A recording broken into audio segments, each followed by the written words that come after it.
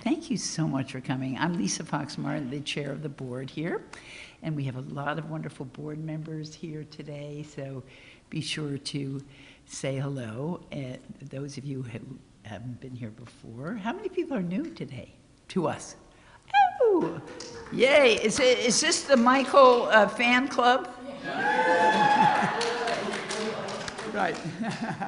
Well, this is very exciting for us to have Michael, but I'm here to introduce Betsy Jacks, our executive director, who will properly introduce our speaker today. So thank you for coming.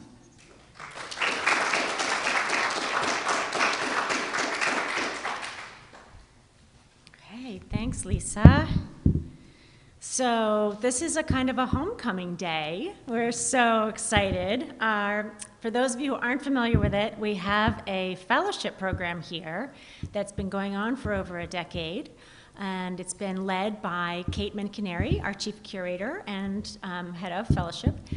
And so back in 2017, we welcomed Michael Quituisaca to our class of fellows for the 17-18 fellowship. And his topic that he helped choose with us was on the Native American figures in Cole's paintings. And he helped us kick off what's now been a many years long initiative to really delve into this subject, because Thomas Cole had Native American figures in so many of his paintings, in some even where you might not even realize they're there because they were tucked in to the woods and the cliffs, or sometimes even, as I think Michael will explain, partially erased. So it's really a very potent vessel for all kinds of symbolic meanings and investigations, and a door to bringing out some of the reality behind the myth-making that Thomas Cole had done. So it's been a multi-year program, and culminating this spring with an exhibition we're so thrilled to let you be the first to know. And it's going to be curated by Scott Manning Stevens, who gave a talk here, some of you may remember a couple years ago, that really sparked our interest. We said, this is an exhibition, so we begged him to work with us on that. And fortunately, he said yes. So we are going to be having several Thomas Cole paintings, really fine works that have indigenous figures that are really ripe for investigation and analysis and thinking about. And then with that, on this wall and this wall right here where we are, works by contemporary Native artists, as well as works of historic Native indigenous culture. So it's going to be really extraordinary. With that, I'd like to acknowledge that we are gathering here on the lands of the Mohican peoples. And so it's really a topic that we want to plant into our site here and talk more about. Michael is now, well, so he went on from here to get a master's at American University, where he said they welcomed him with open arms because he was a Cole Fellow. So just open, yes, pass that along to any prospective applicants to our fellowship program. We are now accepting applications and conducting the first interviews, so it's the perfect time to slip in an applicant. It's for people who are seniors in college and will graduate this June, or have been out perhaps a year or so. So people in that phase of life where they're looking to get experience in a museum, and that's what we give them. We make them part of everything that we do here. So it's a great opportunity. And so what Michael is now studying is the Hudson River School painters, and specifically their work and their travels in South America. And he says he's getting back to his roots in a way because his parents are from Ecuador. So he's pursuing that area of study, which we're thrilled to hear more about. He's in the first of a 6-year program at Princeton, getting his PhD, and it will be on 19th and 20th century American art. And we had the pleasure today earlier of meeting his lovely wife, Jessica, and his 6-month-old baby, Myra. So he's a very busy man. So please welcome Michael Quituisaca.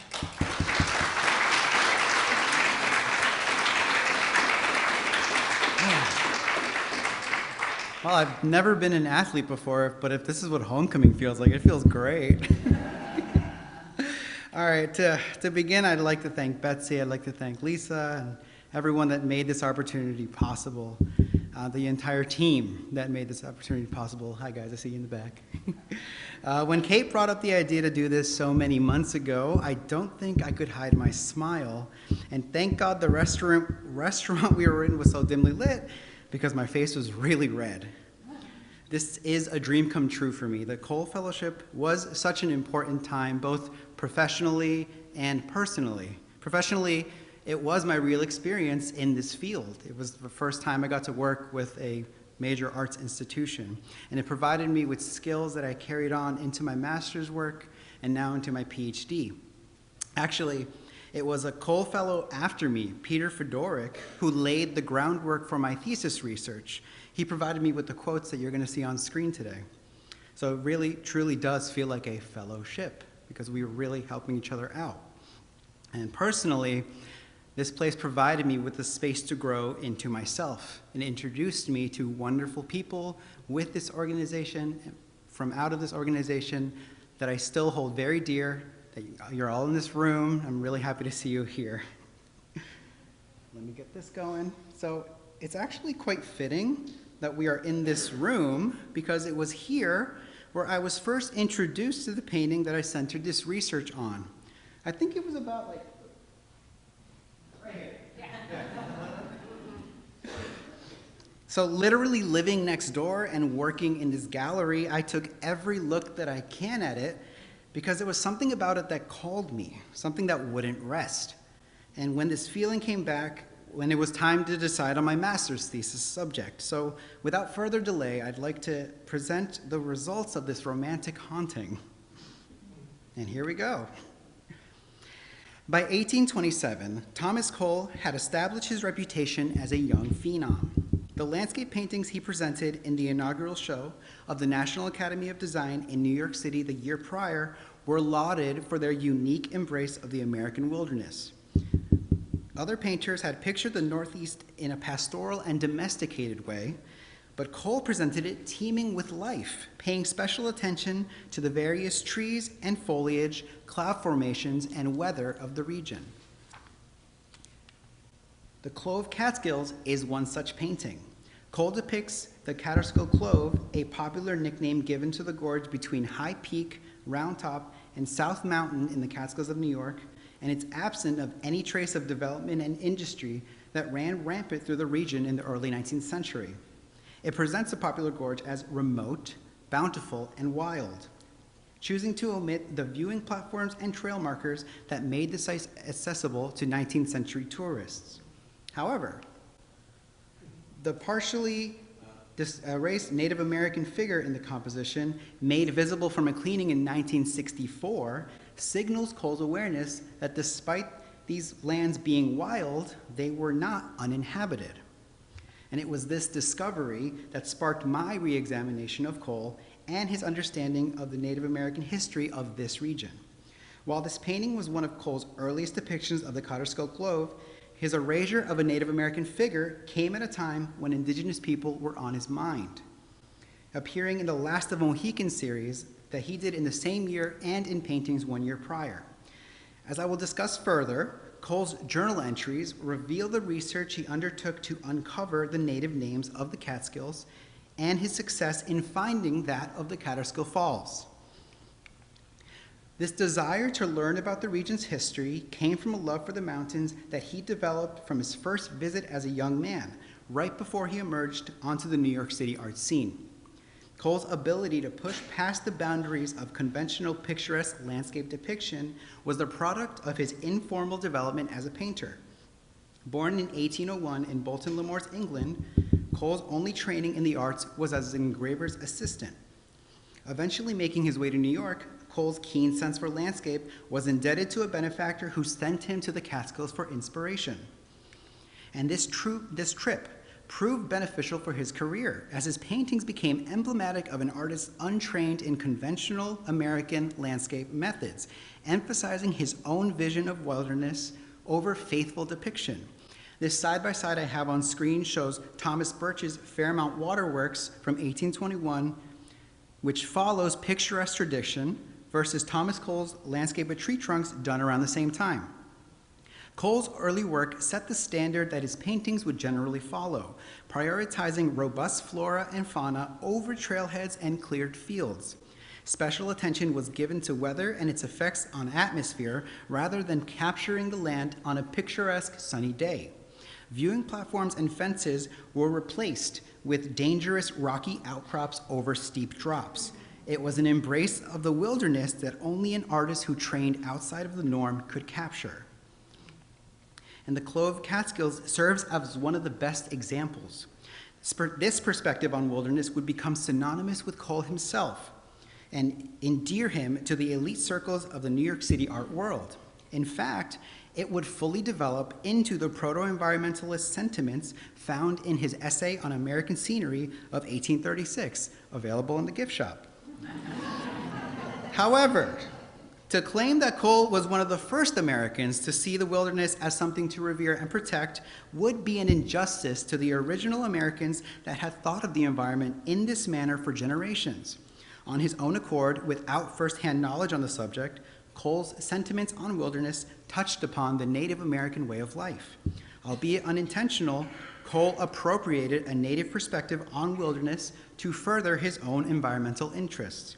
As such, this presentation will touch on two key points of analysis in this painting. The first argues that Cole's depiction of the Catskill Clove as wild is aligned with Native American thinking that understands nature as a reinforcing ecosystem. However, this painting unwittingly embodies other tenets of Native philosophy on nature, which includes cultivating in a sustainable manner and the shared belief that the human effects on nature should be minimal and untraceable. Because white European culture had caused significant amount of deforestation to occur in the region by the early 19th century, Cole comes out as one of the earliest originators of the Western proto-environmentalist philosophy. But what remains to be seen is that Cole's painting offers a vision of the future for the Catskills should such sentiments be heeded. But Cole's interest in the Native American history of the Catskills must not be overlooked.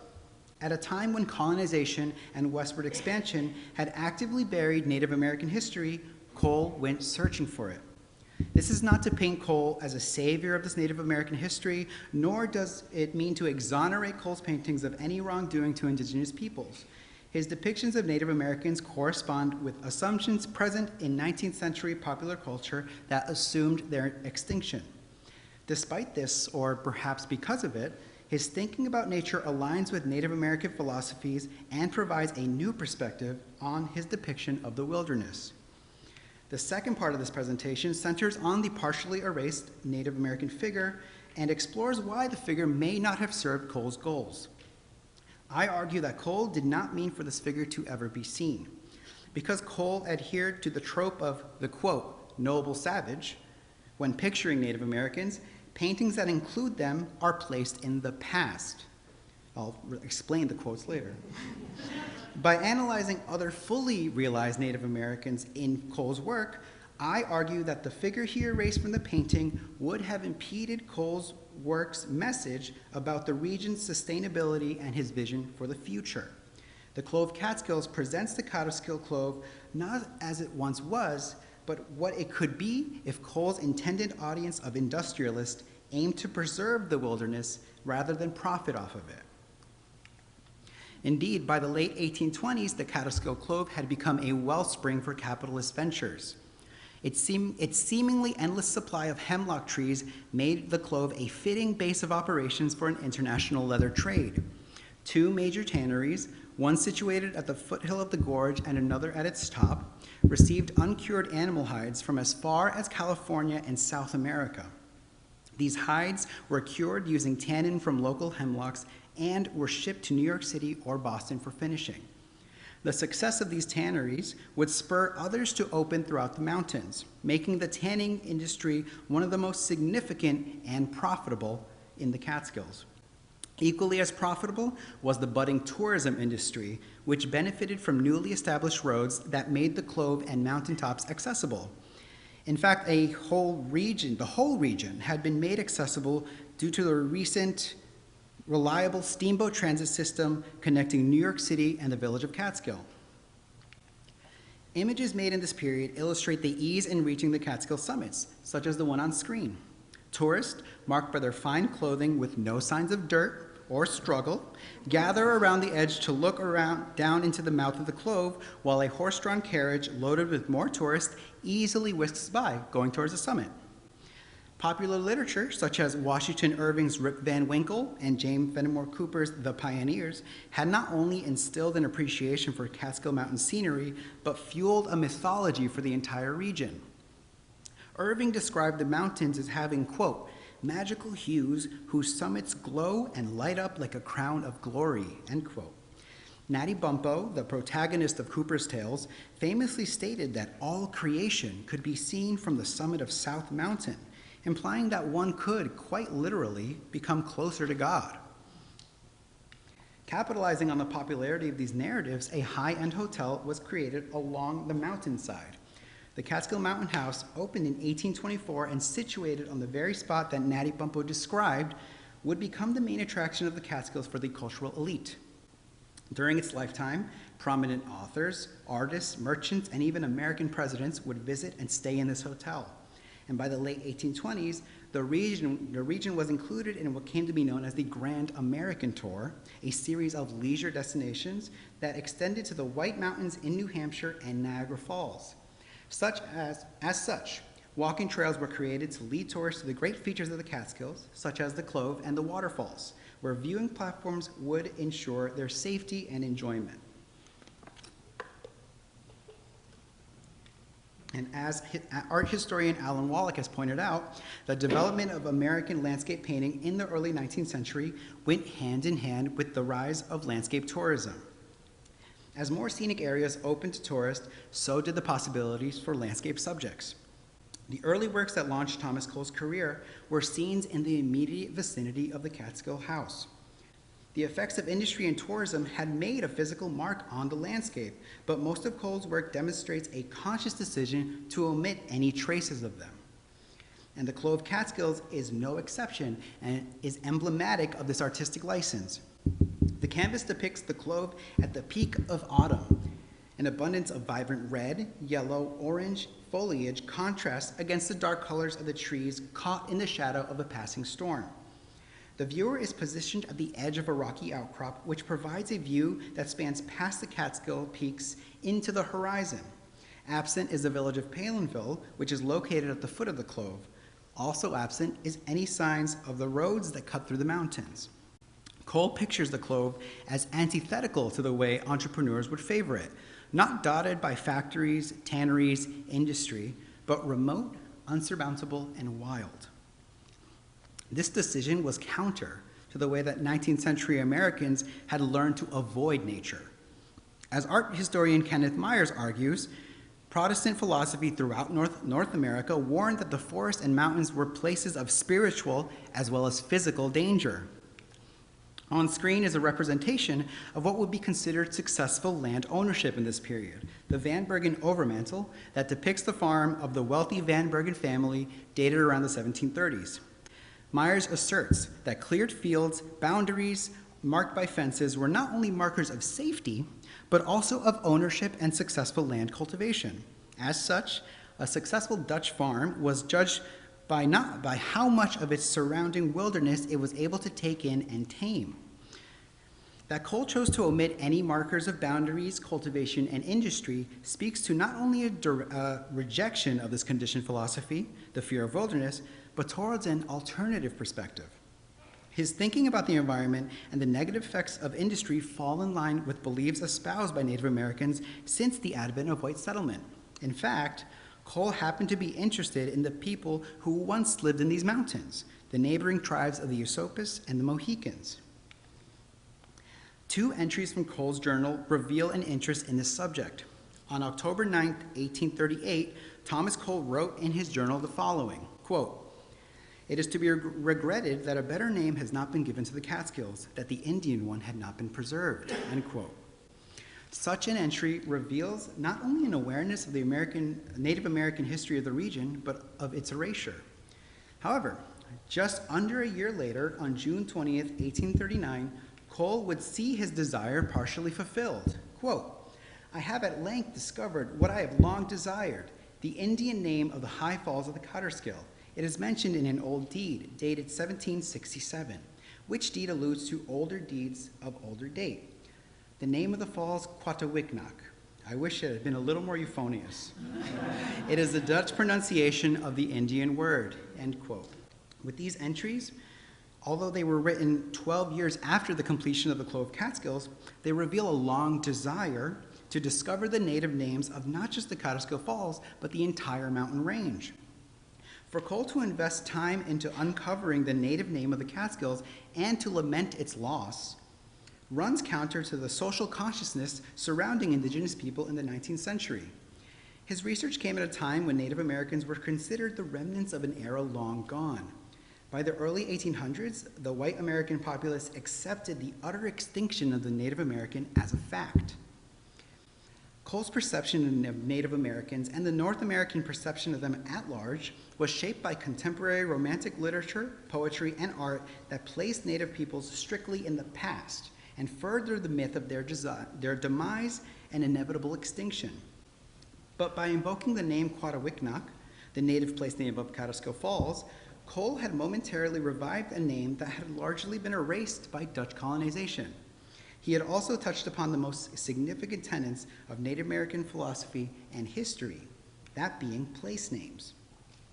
Anthropologist Keith Basso argues that place names are heavy with cultural and spiritual history that is key to the survival of tribes. They quite literally embody an eyewitness voice, linking present-day peoples with their ancestors, who named the region in the first place and marked the site as a place of native spirituality. On the importance of naming, Joy Porter, professor of Indigenous History at the University of Hull, argues that when European and American colonizers gave a stretch of land a new name, it erased the Native American name that anchored a sense of identity and community in Native tribes tied to the land. In a society that relied on oral tradition, place names preserved a tribe's history. To erase the name was to erase the Native American identity of the land. Cole's search for the native names of the region meant searching for a past buried under centuries of these rechristenings. By the 1820s, the Catskills had been erased of most of its native names, if not all of them. In fact, the name the Clove has Dutch origins, derived from the word clove with a K, meaning a rocky cliff, fissure, a gap, or a ravine. Translated to English, it describes real clefts. Subsequently, the native place names of the Catskills were further erased by decades of land transaction with English and later American negotiators. Cole's entry about discovering the Catskill Falls native name via land deeds is indicative of this history. That he was only able to find the name of the falls and that further research required digging into more deeds speaks to just how buried these native names were. His journal entry suggests that he was well on his way towards learning the native names for the rest of the region, which were just one or two more land deeds away. But with decades of complex deeds stacked against him, Cole would only ever know the Clove by its Dutch name. But while his research was not in service of native justice, and most likely just a search for new titles of his work, it nonetheless signals Cole's awareness of the Catskills as a place of Native American history, rather than as a prologue for American history. By the 19th century, Americans thought that the Native Americans' extinction was a necessary part of the American story, as it signaled white settlers as the rightful inheritors of the land. As such, Cole's wish that the native name had been preserved runs counter to the way that Americans thought about Native American history in the first place. The significance of Cole's search for the native name of the Catskill Mountains must not be overlooked. Cole's efforts towards uncovering this history allows for the Clove Catskills to be examined in light of Native American beliefs. Now, if we see this painting through a Euro-American lens, warped by industry and tourism, the Clove Catskills does read as remote and wild. Without the markers of ownership, fences, roads, and viewing platforms, this large tract of land seems ripe for unchallenged cultivation. However, if we skew our perception and see it through the tenets of native thought on land, the Clove Catskills represents this site the way the Native Americans of Cole's time and their ancestors would have seen it. Porter asserts that Native Americans viewed the land as humanity's collective responsibility, and what was deemed wilderness by European settlers was actually the product of centuries of careful management by Native Americans. She states, quote, Euro-Americans clung to the idea that Indians simply did not use the land. Therefore, when they encountered large tracts of it under intensive management for hunting and agriculture, it appeared to them to be not used at all. Since it was not fenced and it was not being used to farm domestic animals, it was only too easy for settler communities to believe the very thing that was most convenient for them to believe, that here was empty land gifted to them by God, a veritable Eden rediscovered in the New World, end quote. Native philosophies held that features such as trees, waterfalls, and the like are natural resources to be cultivated in a sustainable way. Rather than reaping and altering the land, intensive management was a conscious attempt to preserve the land the way it is. Cole's embrace of the wilderness and his refusal to see it as an obstacle to man's existence reveals a serendipitous alignment with his philosophy. Porter reveals that in indigenous thinking, there is no sense of wild. Rather than differentiating between wilderness and its opposite, there is simply a sense of home that is tied to the land. She quotes the Native American activist Standing Bear, who states, quote, we did not think of the great open plains, the beautiful rolling hills, the winding streams with tangled growth as wild. Only to the white man was nature a wilderness, and only to him was the land infested with wild animals and savage people. To us it was tame. Earth was bountiful. In both Cole and Standing Bear's interpretations of wilderness, there is a shared appreciation for the natural world as it already existed, as a long-term resource. There is a respect for the ecosystems already at work.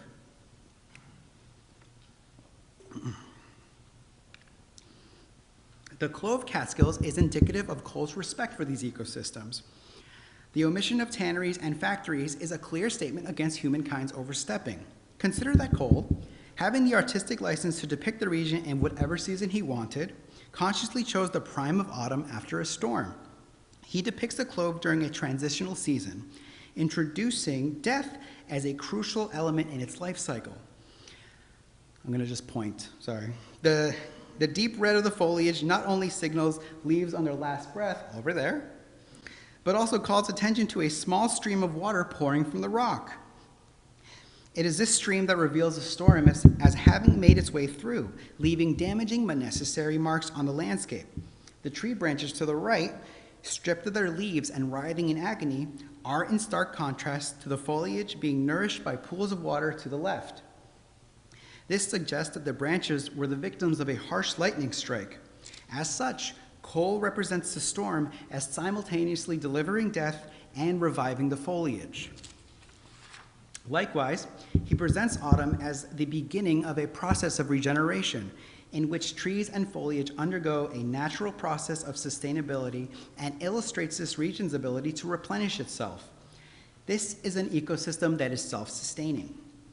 White Western audiences may have seen this view as threatening, but according to Native Americans and Cole, it was the supreme expression of a bountiful resource that should be managed, not domesticated. Indeed, Cole and Native thought were thinking of a middle way. In the January 1836 edition of American Monthly Magazine, Cole published his famed Essay on American Scenery, which praised America's wilderness as an opportunity for the nation and artists alike. The opening lines of this work articulate the sentiment that he had visualized in the Clove just 10 years earlier.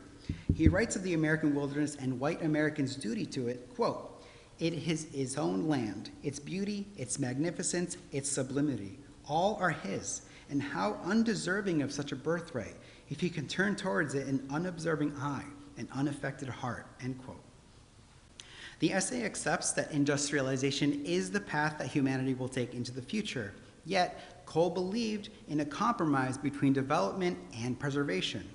Cole writes, quote, "It would be well to cultivate the oasis that yet remains to us, and thus preserving the germs of a future and purer system," end quote.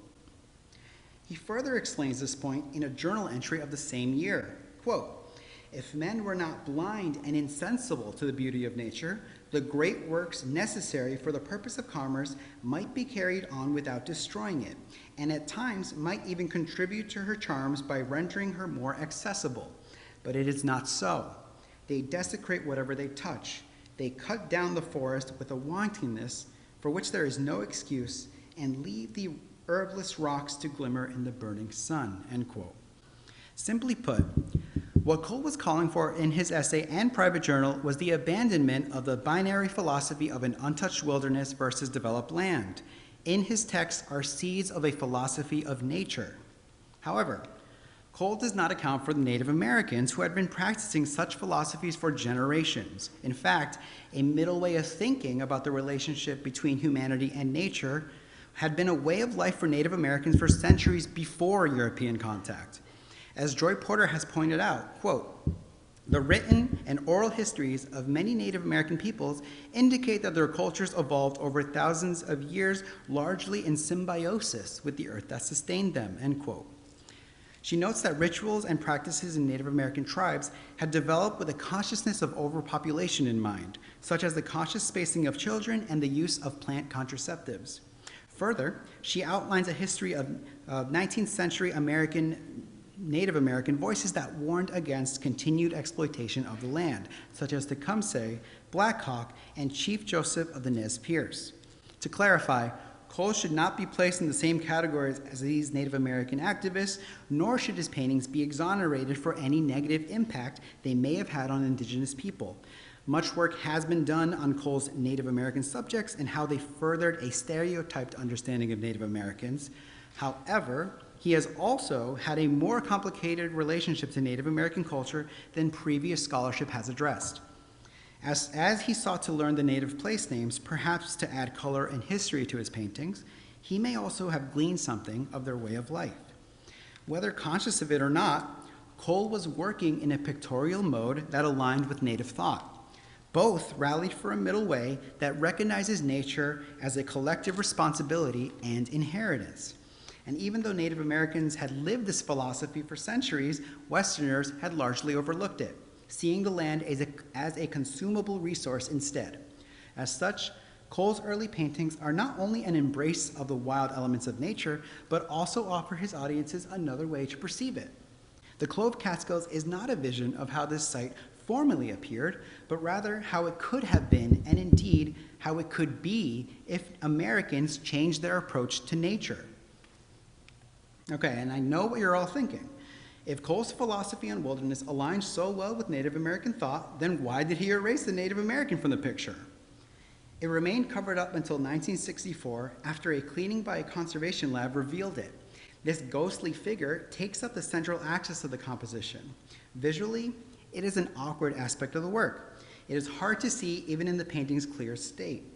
Its form and colors make it blend into its surroundings. It is the only figure to exist in Cole's work that looks like this, suggesting that the artist did not intend for him to appear, but the cleaning has made it a permanent addition. To understand this ghostly apparition, it is important to know how it became visible in the first place. On March 30th, 1964, Sanford Beatty Lowe, director of the New Britain Museum of American Art, received a report from Fine Arts Conservation Laboratories Incorporated, describing how the Clove Catskills had been cleaned and restored. The report revealed no abnormalities during restoration. It was a standard cleaning, in-painting, and realignment. However, as soon as the painting was returned to the museum, Lowe saw something there that was not visible before, the brown and orange outline of a Native American figure. Lowe's initial confusion can be seen in a letter written just 2 days later. While requesting a photograph of the work from the painting's former owner, gallerist Robert Vose, he writes, quote, "Oddly enough, there is a slight suggestion of an Indian standing in the middle of the painting, which I can't remember ever being there before. If it was, then the painting has been overcleaned. If not, it was so damn dirty that the cleaning has brought the outline of the Indian into view," end quote. A few days later, Vose sent a photograph to Lowe along with the following response. "Enclosed is the only print we have of your Thomas Cole. I don't remember the Indian of whom you speak and cannot make him out in this photograph. "Are you sure you haven't changed your brand of refreshment lately?" End quote. And it also dawned on me that this letter was sent on April 1st, so it's very possible that Vose thought his friend was pulling an April Fool's prank on him. But without access to the photos mentioned in the correspondence, it is hard to compare the painting in its former and its current state. But the doubts conveyed suggest that it was not visible before the cleaning. Vose's humorous response underscores the magnitude of such a discovery. Up until this point, the version of the Clove Catskills presented to the public was unpopulated. The Conservation Laboratory, realizing their mistake, expressed their apologies and offered to cover up the figure, essentially re-erasing him. The choice was placed on Lowe. Ultimately, he made the decision to keep the figure, albeit in this ghostly form. He wrote, quote, "We would under no conditions have the Indian removed, as it was certainly the cleaning that made his discovery possible. I am of the opinion that Cole sketched him in as an outline drawing, felt he added nothing to the picture, or Cole forgot to finish him. I doubt very much if it were ever skinned," end quote. Lowe's choice of words, "we would under no conditions have the Indian removed," was indicative of the changing political thought surrounding Native American history in the 1960s. With the rise of the Civil Rights Movement, the history of American and Native American relations was being thoroughly re-examined. Long-held assumptions were being challenged, specifically the perception of Native Americans as a governmental problem solved by constant relocation. Relocation policies issued and enforced in the decade previous drew the ire of Native American communities, resulting in protest and civilian occupations of government spaces. A reevaluation was on the rise. Americans began to view Native Americans as a historically oppressed minority victimized by land policies that favored the extinction of Native cultures and traditions. And likewise, Native communities had reached a boiling point, with this decade seeing the beginnings of hard pushes towards land reparations that continue to this day. This evolving political discourse may have played a role in Lowe's decision to keep the Native American figure in the Clove Catskills. In fact, covering the Native American would have been an ironic reenactment of the same type of erasure that had befallen the Native American people. With this in mind, the decision placed the museum on the right side of history against the systematic erasure of Native Americans, but as noted, it may have also gone against Cole's wishes. Returning to the Falls of Quituisaca, Catskill Falls and the Falls of Catskill were two paintings that launched Cole's career. These paintings depict the falls from differing vantage points, one from inside and behind the high waterfall, and the other from across the valley. But both feature small Native American figures in their central axis. You can barely make them out, but they are there, right in the center. Cole depicted these Native Americans as, quote, "noble savages," end quote, and thereby placed these scenes in the past. Art historian Nancy Palm defines the noble savage as a Native American that is, quote, "typically portrayed as primitive, simple, and unencumbered by civilization, carrying a sense of calmness and dignity, a certain innocence that came from a natural existence," end quote. Looking at these works enables us to see the model that Cole sought to avoid in the Clove. The idea of the noble savage was immortalized in the novels by James Fenimore Cooper, with none being more influential than Last of the Mohicans, first published in 1826. Set in 1757, during the French and Indian War, it tells the story of the White Scout Hawkeye escorting a general's daughter from one military base to another, a simple feat that goes quickly awry. Hawkeye and his two Native American companions, the Mohican warriors Chingachgook and Uncas, father and son, battle through hordes of other Native Americans to rescue the kidnapped Cora and Alice Monroe. His Mohican companions are self-dubbed the last of their tribe, as there are no Mohican women for the young Uncas to marry and his father too old to produce more children. The story, however, sees them at peace with this troubling fact of their existence. The two seem content to live as nomads with Hawkeye in the wilderness, awaiting their inevitable extinction. Cooper's Mohicans adhere to the definition of the noble savage, beings that are uncovered by civilization with a special connection to nature who wait out their doom. Throughout the story, Chingachgook and Uncas both exhibit a calm demeanor, even in the face of certain danger only fighting when provoked. Their bodies, nearly naked and decorated in paint, and their semi-shaved heads garnished with feather plumes, speak to a culture untouched by civilization. Further, Cooper grants them an almost supernatural ability to hide among the forest, camouflaging them into the surroundings to hide from or strike their enemies. These are the same characteristics that Cole ascribes to his Native Americans, and it is clear that Cole was looking to these fictional characters as models. Cole's figures confidently stand on their respective cliff's edges, unfazed by the steep drop before them. Their feathered headdress evokes the plumage that decorated the heads of the fictional Mohicans, and their colors, the colors of their garb echo the surrounding autumn foliage. It is evident that Cole relied on Cooper's stereotypical understanding of Native Americans in his own depictions of them. And it is no coincidence that these paintings are some of the earliest, if not the first depictions of Native Americans in Cole's career. They were possibly influenced by his reading of Cooper's novel in the summer of 1826. In fact, the novel would have a great impact on Cole, as he would choose to create scenes from the story on multiple canvases in the years following, many which would become synonymous with the story itself. Palm has argued that Cole's noble savages were meant to read as antonyms to white settlement. Indeed, the native figures in these works stand as substitutes for signs of industry. By the 1820s, the Catskill Falls would prove to be one of the most popular and heavily visited areas in the Catskill, even more popular than the Clove. As such, the tourist industry exploited the falls for profit. Trails and viewing platforms were provided for optimal enjoyment and easy access for tourists, as seen in this print by Winslow Homer, in which tourists can be seen nearing the falls, and which you can still do today, but not today, it's really cold.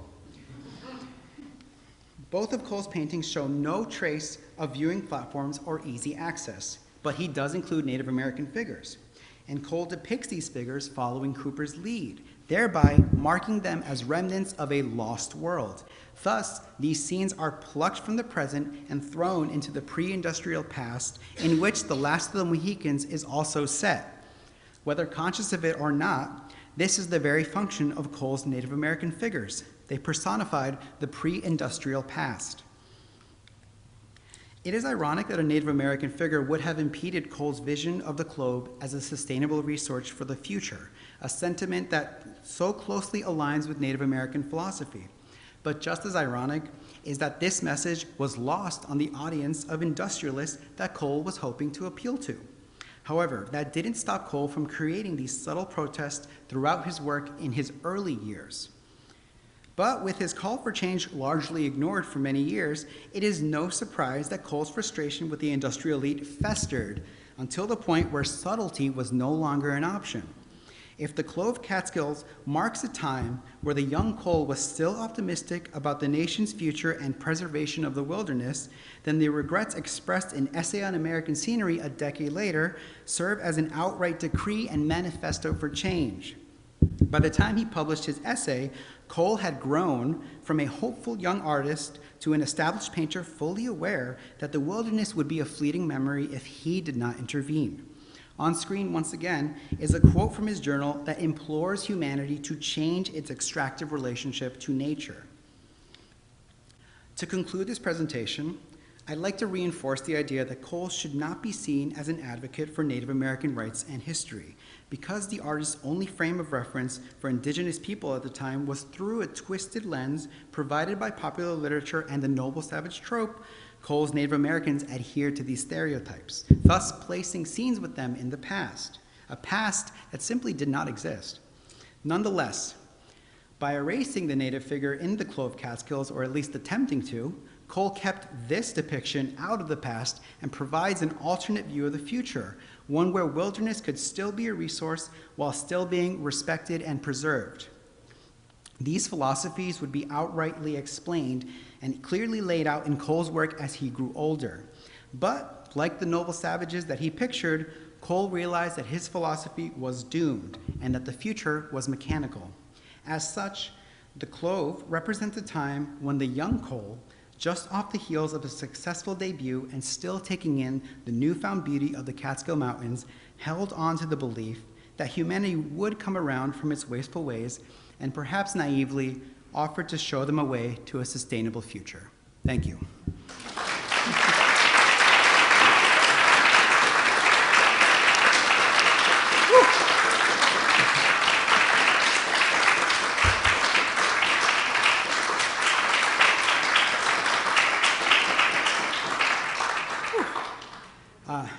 Yes. Okay.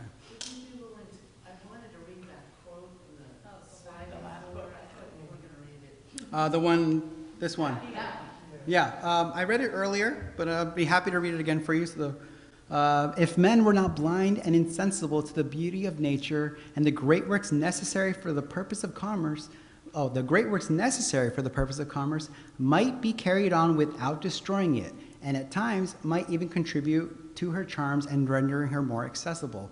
But it is not so. They desecrate whatever they touch. They cut down the forest with a wantingness for which there is no excuse and leave the herbless rocks to glimmer in the burning sun.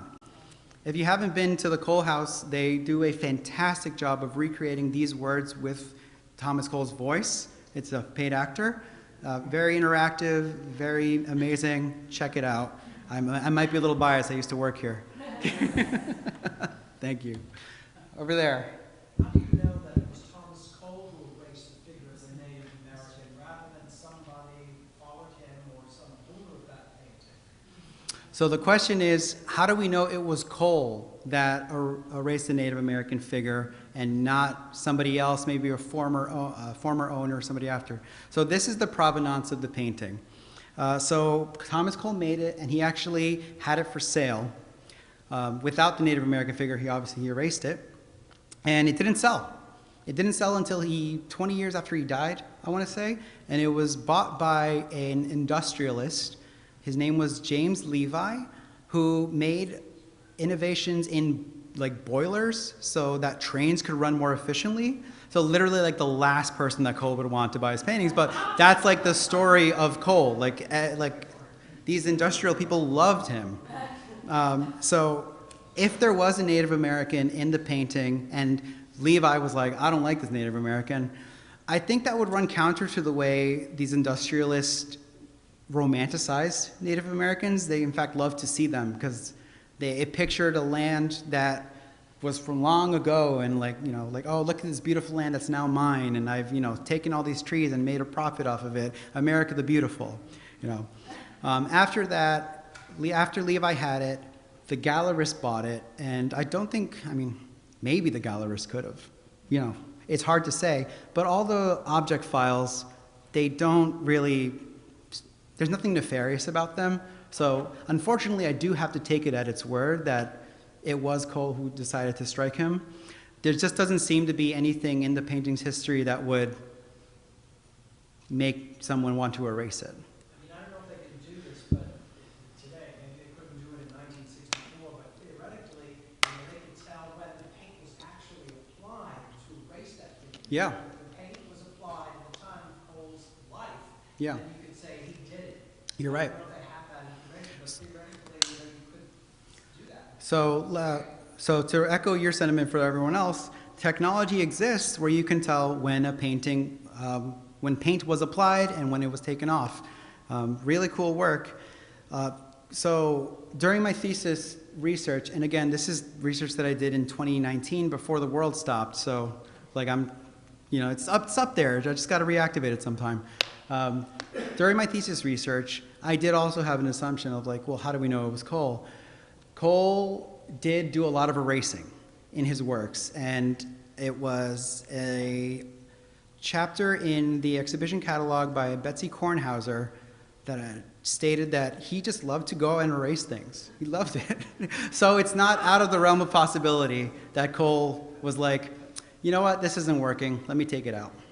But thank you for your question. It's a really good one. It needs to be asked, for sure. Over here.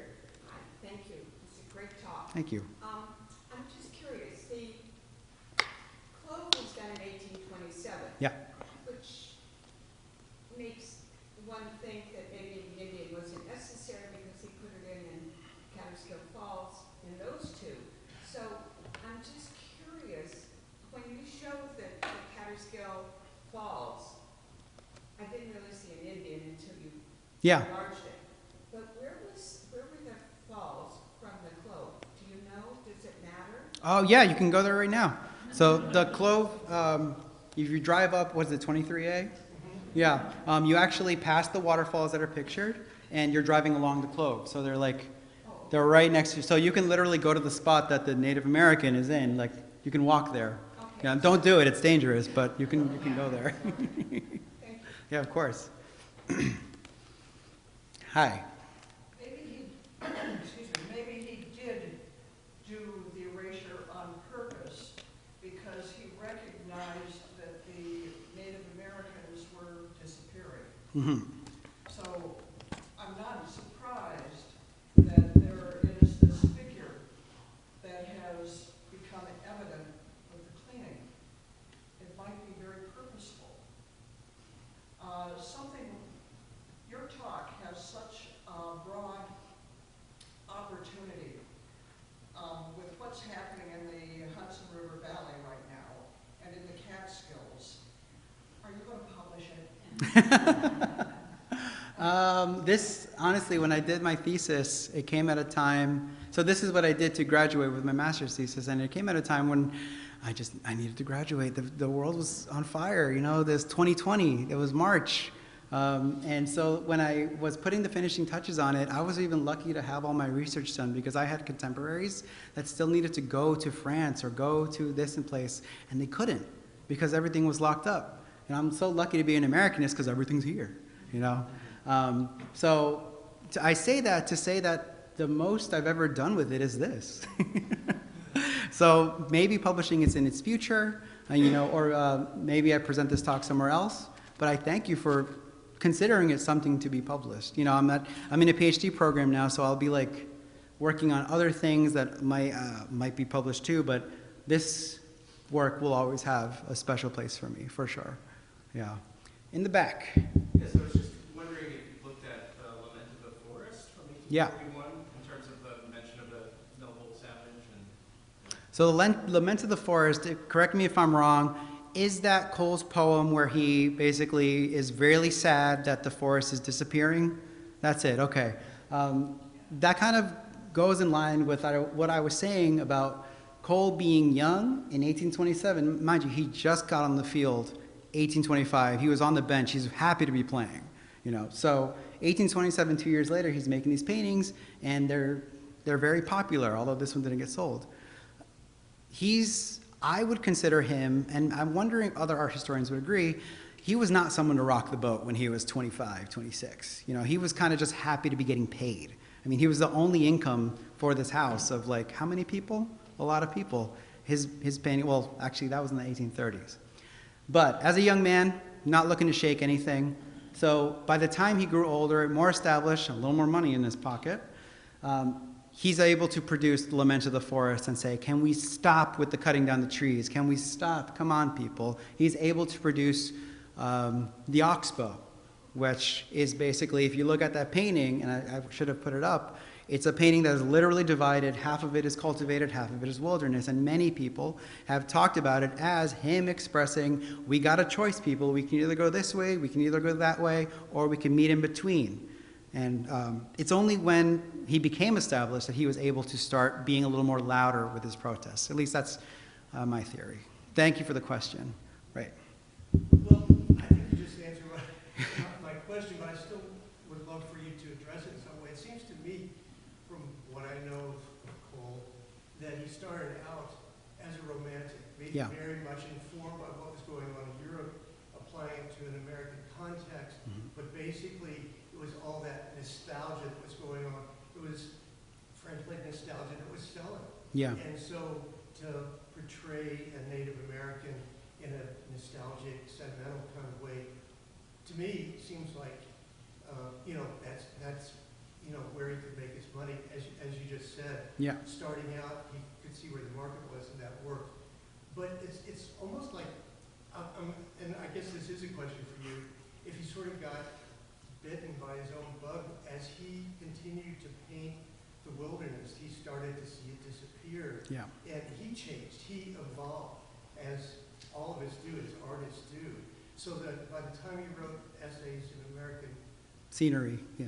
Yeah, that one. That was 1836. Yeah. That was over 10 years, or it was 10 years after this. So he was matured, and it wasn't like he was just trying to catch on to what was going on in the art world. He really had something to say. Yeah. I mean, I'm just putting that forward as I think you just said it. Yeah. Am I right about that? How's that for a question? Yeah, and I think I acknowledged it in the work, in the presentation.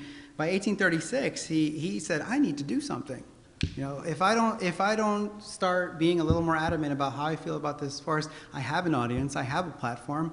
These guys who are cutting down the forest, making railroads, making money off of this, they might listen to me, but I should say something about it. And when you read Essay on American Scenery, it is like a beautiful. He's not only trying to tell everyone, hey, this wilderness is a golden opportunity for Americans because Europe don't got it.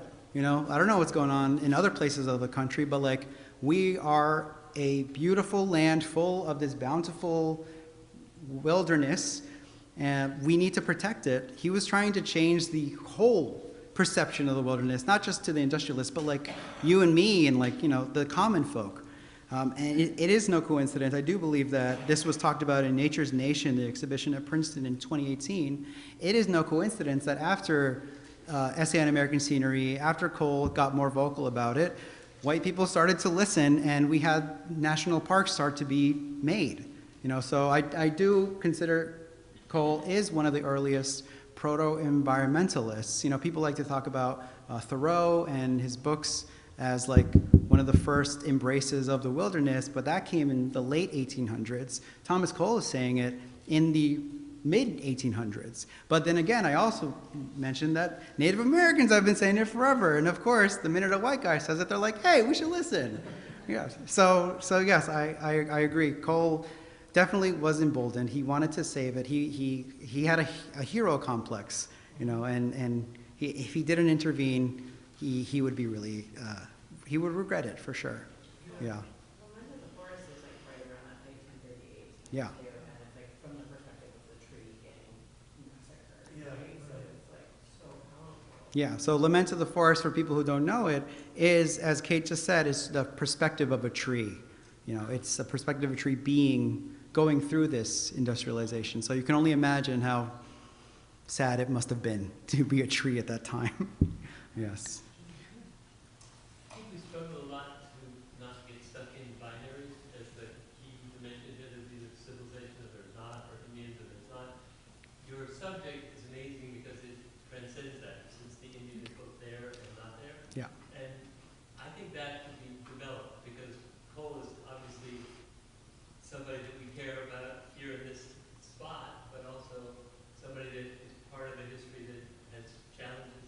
So the there and not there, the sort of both is an exciting part of what you present. Yeah. You know, you coming back and giving us this sense that it's not just you're a good guy or a bad guy. You play in this complicated world.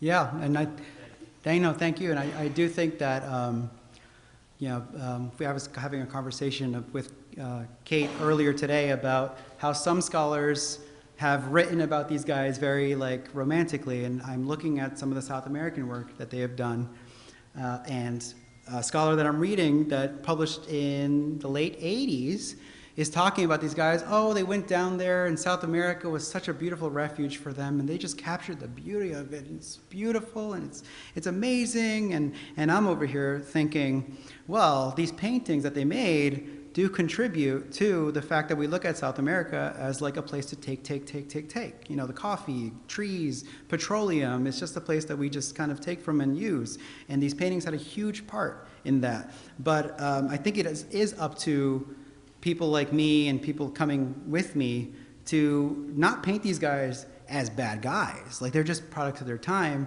but not paint them as like beautiful saviors of like, you know, like the South American landscape.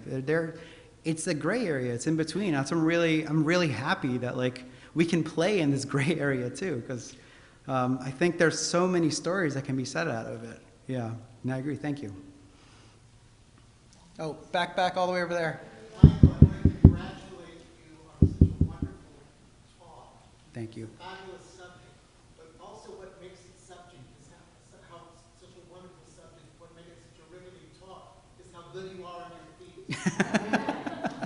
Thank you. Your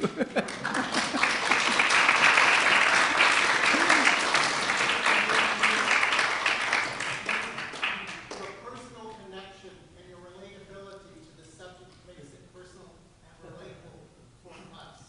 I wish all the scholars would come and study with you. Thank you. Thank you. Okay. Yeah, I wanted to just point out that's Warner Shook, who works with all the fellows on their public speaking skills. So it's a personal interest. So yeah, thank you, Warner. Thank you all for coming. Thank you, Michael. Thank you. Oh my God. This is fantastic.